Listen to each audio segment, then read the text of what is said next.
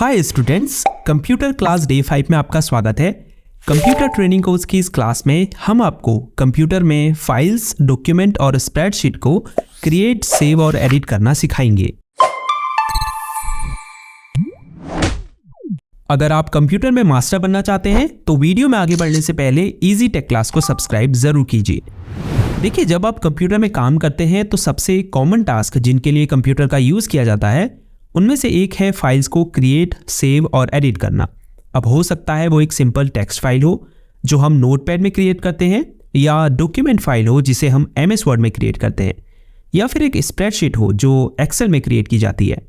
तो सबसे पहले कंप्यूटर में एक सिंपल टेक्स्ट फाइल क्रिएट करना सीखते हैं।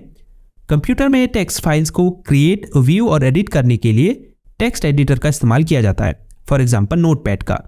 ये सॉफ्टवेयर आपको सभी विंडोज़ कंप्यूटर में देखने को मिलेगा। इसे ओपन करने के लिए हम सर्च बॉक्स में नोटपैड टाइप करेंगे, फिर ओपन पर क्लिक कर देंगे। ये नोटपैड का बेसिक इंटरफेस है जिसमें सबसे ऊपर कुछ मेन्यूज़ हैं जैसे फाइल, एडिट, फॉर्मेट, व्यू और हेल्प। अगर आप इन पर माउस कर्सर को ले जाएंगे तो आपको इन ऑप्शंस के अंदर कई अन्य ऑप्शंस देखने को मिलेंगे। इससे पहले कि मैं इन ऑप्शंस के बारे में आपको बताऊं, पहले मैं एक सिंपल लेटर क्रिएट कर लेता हूं। तो मैंने ये एक सिंपल लेटर क्रिएट कर लिया है। अक्सर मैं नोटपैड का इस्तेमाल नोट्स या फिर सिंपल डॉक्यूमेंट क्रिएट करने के लिए करता हूँ। नोटपैड की खास बात यह भी है कि आप इसमें कोई एक्स्ट्रा टेक्स्ट फॉर्मेटिंग अप्लाई नहीं कर सकते हैं, यानी किसी स्पेसिफिक टेक्स्ट को बोल्ड, इटैलिक और हाईलाइट नहीं कर सकते। टेक्स्ट का फॉन्ट स्टाइल या कलर चेंज नहीं कर सकते। इसके अलावा डॉक्यूमेंट में कोई इमेज या पिक्चर्स भी ऐड नहीं कर सकते। हालांकि आप थोड़ी बहुत टेक्स्ट फॉर्मेटिंग कर सकते हैं, लेकिन वो फॉर्मेटिंग भी पूरे डॉक्यूमेंट में अप्लाई होती है। ये कैसे करेंगे बस थोड़ी देर में जानेंगे। एक बार जब आप डॉक्यूमेंट क्रिएट कर लें तो इसे कंप्यूटर में सेव करने के लिए ऊपर सबसे लेफ्ट कॉर्नर में फाइल मेन्यू पर क्लिक करें। उसके बाद सेव एज पर क्लिक करें। आप इसके लिए सीधे Ctrl+Shift+S शॉर्टकट की भी दबा सकते हैं। अब जिस भी फोल्डर में आपने फाइल को सेव करना है उसे सेलेक्ट करें, फिर फाइल को कोई नेम दें, उसके बाद सेव पर क्लिक कर दें। यह फाइल आपकी चुनी हुई लोकेशन में सेव हो जाएगी। लोग अक्सर सेव और सेव एज में कंफ्यूज हो जाते हैं। दोनों का एक ही काम है। हालांकि जो की डिफरेंस है इन दोनों ऑप्शंस के बीच में वो ये है कि अगर आपने किसी फाइल को पहले से सेव किया हुआ होगा और अब आप उसे एडिट करके उसमें कुछ चेंजेस करते हैं तो आप सेव पर क्लिक करके उस फाइल को अपडेट कर सकते हैं। वहीं सेव एज ऑप्शन का यूज़ करके आप किसी न्यू फाइल या फिर पहले से सेव्ड फाइल को भी नए नाम से किसी नई लोकेशन पर सेव कर सकते हैं। तो नोटपैड में फाइल क्रिएट और सेव करना बहुत ही सिंपल और इजी है। तो चलिए अब नोटपैड के मेन्यूज़ में दिए गए कुछ इंपॉर्टेंट ऑप्शंस के बारे में जानते हैं। जैसे अगर हम फाइल मेन्यू में क्लिक करें तो सबसे ऊपर न्यू ऑप्शन है, जिस पर अगर आप क्लिक करेंगे तो आप एक न्यू टेक्स्ट फाइल क्रिएट कर सकते हैं। लेकिन अगर आप पहले से एक टेक्स्ट फाइल क्रिएट कर रहे होंगे तो यह आपको उस फाइल को सेव करने को कहेगा। अगर आपको नहीं चाहिए यह फाइल, आप एक नई फाइल क्रिएट करना चाहते हैं तो डोंट सेव पर क्लिक करें। अब आप एक न्यू फाइल क्रिएट कर सकते हैं। नोटपैड में एक न्यू फाइल क्रिएट करने के लिए आप Ctrl+N शॉर्टकट की का यूज़ भी कर सकते हैं। अगर आप एक साथ दो फाइल क्रिएट करना चाहते हैं तो फाइल मेन्यू में न्यू विंडो पर क्लिक करें। अब आप एक साथ दो फाइल क्रिएट कर सकते हैं। इसके बाद ओपन ऑप्शन पर क्लिक करके आप पहले से सेव्ड किसी टेक्स्ट फाइल को नोटपैड में ओपन कर सकते हैं। इसके लिए Ctrl+O शॉर्टकट की का यूज़ भी आप कर सकते हैं। अगर आपको इस टेक्स्ट फाइल को प्रिंट करना है तो आप फाइल मेन्यू में ही प्रिंट के ऑप्शन पर क्लिक करें। अगली वीडियो में हम आपको किसी फाइल को कैसे प्रिंट करते हैं इसके बारे में भी डिटेल में बताएंगे। इसके अलावा प्रिंट करने से पहले पेज सेटअप कैसे करते हैं इस बारे में भी डिटेल में बताएंगे। उसके बाद नोटपैड को क्लोज करने के लिए आप एग्जिट ऑप्शन पर क्लिक कर सकते हैं। सेकेंड मेन्यू है एडिट। इसमें कुछ ऐसे कमांड्स दिए गए हैं जिनका यूज़ डॉक्यूमेंट एडिट करते समय अक्सर होता है, इसीलिए इन्हें ध्यान से समझिए, क्योंकि सिर्फ नोटपैड में ही नहीं बल्कि अगर आप MS वर्ड या किसी भी टेक्स्ट एडिटर या वर्ड प्रोसेसिंग सॉफ्टवेयर में काम कर रहे होंगे वहाँ पर भी ये कमांड आपके काम में आएंगी। सो एडिट मेन्यू में सबसे ऊपर अंडू का ऑप्शन है। मान लीजिए मुझसे ये वर्ड गलती से डिलीट हो जाता है। अब अगर मैं Ctrl+Z को साथ में दबाऊंगा तो ये वर्ड वापस आ जाएगा। अंडू फंक्शन का यूज़ करके आप अपने लास्ट एक्शन को रिवर्स कर सकते हैं। उसके बाद कट है। अगर मैं इस लाइन को यहाँ से हटाकर कहीं और रखना चाहता हूँ तो मैं इसे सिलेक्ट करूँगा। किसी लाइन को सिलेक्ट करने के लिए लाइन की स्टार्टिंग में कर्सर को रखें, उसके बाद कीबोर्ड में Shift+Down एरो की दबाएं अब कट करने के लिए Ctrl+X की को साथ में दबाएं, सेलेक्टेड टेक्स्ट कट हो जाएगा। अब आप इसे कहीं दूसरी जगह Ctrl+V की दबाकर पेस्ट कर सकते हैं। उसके बाद कॉपी का ऑप्शन है, जिससे आप किसी सेलेक्टेड वर्ड या पैराग्राफ आदि को कॉपी कर सकते हैं। इसकी शॉर्टकट की Ctrl+C है। उसके बाद कॉपी या कट किए गए टेक्स्ट को पेस्ट करने के लिए फंक्शन है, इसकी शॉर्टकट की Ctrl+V है। उसके बाद डिलीट फंक्शन है, इसकी शॉर्टकट की डिलीट है। अब जैसे मुझे इस वर्ड को डिलीट करना है तो मैं इसे सिलेक्ट करूंगा। किसी सिंगल वर्ड को सिलेक्ट करने के लिए कर्सर को उस वर्ड के बीच में या लास्ट में रखें, माउस के लेफ्ट क्लिक को 2 बार दबाएं, जिसे हम डबल क्लिक करना भी कहते हैं। अब डिलीट करने के लिए कीबोर्ड में डिलीट की प्रेस करें, सेलेक्ट किया गया वर्ड डिलीट हो जाएगा। उसके बाद सर्च विथ बिंग का फंक्शन है, अगर आप इंटरनेट से कुछ सर्च करना चाहते हैं तो इस पर क्लिक कर सकते हैं।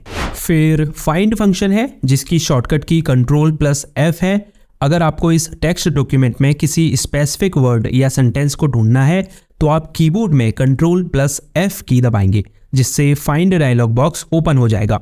अब जैसे हमें इस डॉक्यूमेंट में सर वर्ड को ढूंढना है तो हम सर टाइप करेंगे, फिर फाइंड नेक्स्ट पर क्लिक करेंगे।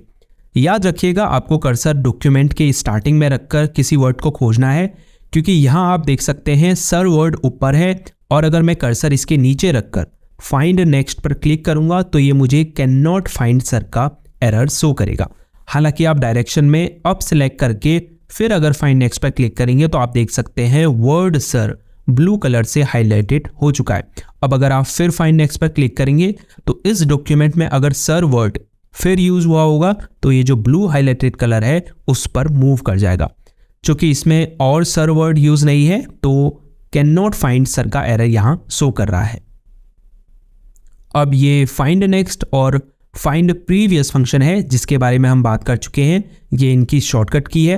फिर रिप्लेस फंक्शन है, ये फाइंड से थोड़ा डिफरेंट है, इसकी शॉर्टकट की Ctrl+H है।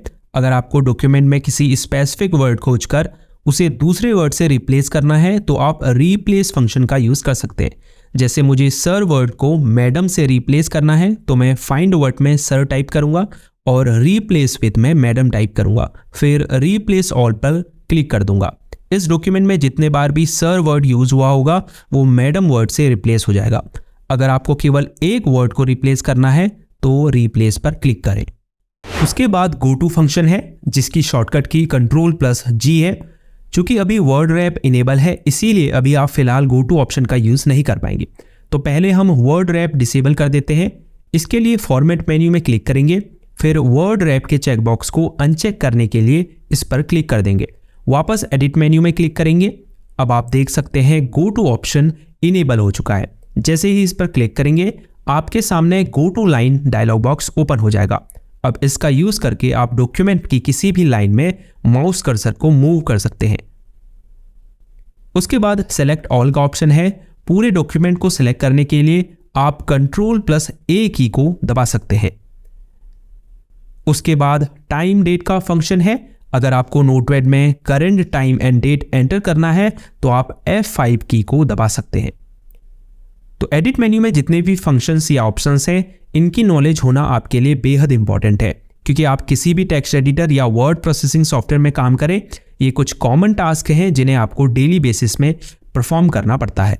अब फॉर्मेट मेन्यू में आ जाते हैं। पहला ऑप्शन वर्ड रैप है। अगर आप इसे इनेबल करेंगे तो नोटपैड की विंडो को कैसे भी रिसाइज करने पर जो टेक्स्ट होगा वो उस साइज के हिसाब से एडजस्ट हो जाएगा। उसके बाद फॉन्ट का ऑप्शन है, जिस पर क्लिक करके आप ऑल टेक्स्ट में सेम फॉर्मेटिंग अप्लाई कर सकते हैं, जिसके बारे में हम शुरुआत में बात कर रहे थे।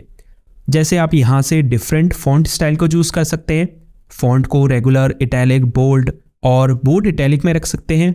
फॉन्ट के साइज़ को चूज़ कर सकते हैं। उसके बाद जैसे ही आप ओके पर क्लिक करेंगे आपकी चूज़ की गई फॉर्मेटिंग पूरे डॉक्यूमेंट में अप्लाई हो जाएगी। अब व्यू मेन्यू है, जिसमें पहला ऑप्शन जूम है, जिससे आप नोटपैड में जूम इन जूम आउट कर सकते हैं। डिफ़ॉल्ट जूम को रीस्टोर भी कर सकते हैं। इनके आगे इन ऑप्शंस की शॉर्टकट कीज़ भी दी हुई है। उसके बाद अगर आपको बॉटम के इस स्टेटस बार को डिसेबल करना है तो आप स्टेटस बार के आगे मौजूद इस चेक बॉक्स को अनचेक कर सकते हैं। अंत में हेल्प मेन्यू है। अगर आप नोटपैड के बारे में जानना चाहते हैं या आपको इससे रिलेटेड हेल्प लेनी है तो आप इन ऑप्शंस का यूज़ कर सकते हैं। तो इस तरह से आप नोटपैड का यूज़ करके simple text file create, save और एडिट कर सकते हैं। अगर इन फ्यूचर मुझे इस फाइल में चेंजेस करने हुए तो मैं उस फोल्डर में जाऊंगा जहां मैंने इस फाइल को सेव किया था। उसके बाद डबल क्लिक करके इस फाइल को ओपन कर लूंगा। अब मैं इसमें चेंजेस करके इसे दोबारा सेव कर सकता हूं। तो चलिए अब MS वर्ड में एक डॉक्यूमेंट फाइल क्रिएट और सेव करना सीखते हैं। इसके लिए हम सर्च बॉक्स में MS वर्ड टाइप करेंगे, फिर ओपन पर क्लिक कर देंगे। एक न्यू डॉक्यूमेंट क्रिएट करने के लिए हम ब्लैंक डॉक्यूमेंट पर क्लिक करेंगे। अगर पहले से सेव्ड किसी डॉक्यूमेंट को एडिट करना है तो आप यहाँ से उसे ओपन कर सकते हैं। चूँकि हम एक न्यू डॉक्यूमेंट क्रिएट कर रहे हैं तो हम ब्लैंक डॉक्यूमेंट पर क्लिक करेंगे। ये MS वर्ड का इंटरफेस है। MS वर्ड एक बहुत एडवांस वर्ड प्रोसेसिंग सॉफ्टवेयर है। इससे आप जैसा चाहे वैसा डॉक्यूमेंट क्रिएट कर सकते हैं। नोटपैड की ही तरह इसमें भी ऊपर कुछ मेन्यूज़ हैं जिन्हें हम टैब्स भी कहते हैं, जैसे file, home, insert, design, layout, references और भी बहुत सारी। इन सभी टैब्स के अंदर आपको कई सारी कमांड्स या ऑप्शंस देखने को मिलेंगे। जब हम MS वर्ड आपको सिखाना शुरू करेंगे तब एक एक करके इन टैब और उनके यूज़ के बारे में आपको डिटेल में बताएंगे। अभी फ़िलहाल मैं आपको बेसिक डॉक्यूमेंट क्रिएट और सेव करना सिखा रहा हूँ। तो मैं पहले डॉक्यूमेंट क्रिएट कर लेता हूँ। ये एक बेसिक डॉक्यूमेंट मैंने क्रिएट कर लिया है। तो कुछ बेसिक टेक्स्ट फॉर्मेटिंग आपको सिखा देता हूँ। जैसे मुझे सबसे ऊपर की इस लाइन को टाइटल बनाना है तो मैं इसके आगे कर्सर को रखूँगा, फिर शिफ्ट प्लस डाउन एरो की दबाकर इस लाइन को सिलेक्ट कर लूँगा। अब होम टैब के अंदर स्टाइल्स ग्रुप में टाइटल के ऊपर क्लिक करूँगा। आप देख सकते हैं ये लाइन टाइटल में बदल चुकी है। आप इस छोटे से मोर एरो पर क्लिक करके कई और स्टाइल्स यहाँ देख सकते हैं। जैसे अगर आपको डॉक्यूमेंट में हेडिंग्स क्रिएट करनी है तो आप टेक्स्ट को सिलेक्ट करके हेडिंग 1, 2, 3, 4 में से कुछ भी सिलेक्ट कर सकते हैं। अब अगर आपको टेक्स्ट के डिफ़ॉल्ट फॉन्ट को चेंज करना है तो आप फॉन्ट ग्रुप में इस छोटे से डाउन एरो पर क्लिक करें।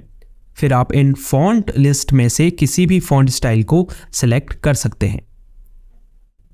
अगर आपको फॉन्ट का साइज छोटा बड़ा करना है तो आप फॉन्ट साइज के आगे इस छोटे से डाउन एरो पर क्लिक करें और जो भी साइज आपको रखना है फॉन्ट का उस पर क्लिक करें। इसके अलावा आप टेक्स्ट को बोल्ड, इटैलिक और अंडरलाइन कर सकते हैं। यहाँ से टेक्स्ट का फॉन्ट कलर चेंज कर सकते हैं। इसके अलावा सिलेक्टेड टेक्स्ट को यहाँ से हाईलाइट कर सकते हैं। यहाँ पैराग्राफ ग्रुप के अंदर आपको टेक्स्ट को अलाइन करने के लिए ऑप्शंस मिलेंगे। जैसे अगर आपको इस टेक्स्ट को सेंटर में रखना है तो सेंटर अलाइनमेंट पर क्लिक करें। इसके लिए आप Ctrl+E की भी दबा सकते हैं। इसके अलावा राइट, लेफ्ट और जस्टिफाई करने के लिए भी ऑप्शंस हैं। अगर आपको डॉक्यूमेंट में बुलेट लिस्ट और नंबर लिस्ट क्रिएट करनी है तो आप ऊपर दिए गए बुलेट और नंबरिंग के ऑप्शन पर क्लिक कर सकते हैं। होम टैब के अंदर ही यहाँ सबसे राइट कॉर्नर में आपको नोटपैड की तरह ही फाइंड, रिप्लेस और सेलेक्ट के ऑप्शंस देखने को मिल रहे हैं। इसके अलावा अगर आपको डॉक्यूमेंट में पिक्चर्स ऐड करनी है तो आप ऊपर इंसर्ट टैब में क्लिक करेंगे, फिर इलस्ट्रेशंस ग्रुप के अंदर पिक्चर्स ऑप्शंस पर क्लिक करेंगे। फिर अगर आपको अपने कंप्यूटर में मौजूद कोई पिक्चर अपलोड करनी है तो दिस डिवाइस पर क्लिक करें। स्टॉक इमेजेस यूज़ करने के लिए दूसरे ऑप्शन पर क्लिक करें। इंटरनेट से इमेजेस यूज़ करने के लिए ऑनलाइन पिक्चर्स पर क्लिक करें। आप इंसर्ट टैब से डॉक्यूमेंट में टेबल भी क्रिएट कर सकते हैं और भी बहुत कुछ इंसर्ट कर सकते हैं। जब हम MS वर्ड स्टार्ट करेंगे तब इनके बारे में डिटेल में जानेंगे। जब आप डॉक्यूमेंट क्रिएट कर लें तो कीबोर्ड में Ctrl+S की दबाकर आप इसे कंप्यूटर में सेव कर सकते हैं। इसके अलावा फाइल मेन्यू में भी आपको सेव और सेव एज का ऑप्शन देखने को मिलेगा। अगर आपको इसे प्रिंट करना है तो आप प्रिंट ऑप्शन पर क्लिक कीजिए। तो चलिए अब एक्सेल का यूज़ करके स्प्रेडशीट क्रिएट करना सीखते हैं। अगर आप डेटा एंट्री करना चाहते हैं या फिर अकाउंटिंग का काम करना चाहते हैं और इवन डेटा एनालिसिस भी अगर करना चाहते हैं तो इसके लिए एक्सेल एक बेहद ही पावरफुल टूल है। एक्सेल को ओपन करने के लिए हम सर्च बॉक्स में MS एक्सेल टाइप करेंगे, फिर ओपन पर क्लिक करेंगे। अब एक न्यू वर्कबुक क्रिएट करने के लिए ब्लैंक वर्कबुक पर क्लिक करेंगे। अगर आप एक्सेल में काम कर रहे हैं तो आपको कुछ बेसिक टर्म्स की नॉलेज होना बहुत ज़रूरी है, जैसे workbook, spreadsheet, cell, formula etcetera. अब जो ये रेक्टेंगुलर बॉक्स आपको दिखाई दे रहे हैं इन्हें सेल कहा जाता है। अब ये सभी सेल्स मिलकर एक स्प्रेडशीट बनाते हैं। जिसे हम वर्कशीट या सीट भी कहते हैं। अब एक पूरी एक्सेल फाइल को वर्कबुक कहा जाता है। एक वर्कबुक में कई सारी सीट्स हो सकती हैं और फॉर्मूला बेसिकली इक्वेशंस है जिनका यूज़ आप एक्सेल में कैलकुलेशन करने के लिए करते हैं। सो ये एक एक्सेल सेल है जिसमें आप डेटा एंटर करते हैं। किसी सेल में डेटा एंटर करने के लिए पहले हम उसे सेलेक्ट करेंगे। सेलेक्ट करने के लिए उस सेल पर क्लिक करेंगे, फिर डबल क्लिक करेंगे। आप देख सकते हैं ये सेल एक्टिव हो चुकी है। अब मैं इसमें डेटा टाइप कर सकता हूँ। अगर मुझे दूसरी सेल में जाना है तो मैं एरो कीज़ का यूज़ कर सकता हूँ, जैसे राइट सेल में जाने के लिए राइट एरो, नीचे की सेल में जाने के लिए डाउन एरो, लेफ्ट सेल में जाने के लिए लेफ्ट एरो और ऊपर की सेल में जाने के लिए अप एरो का यूज़ कर सकते हैं। अगर आपको वर्कबुक में एक नई शीट क्रिएट करनी है तो आप नीचे सीट 1 के ठीक आगे प्लस के साइन पर क्लिक करके एक न्यू सीट क्रिएट कर सकते हैं।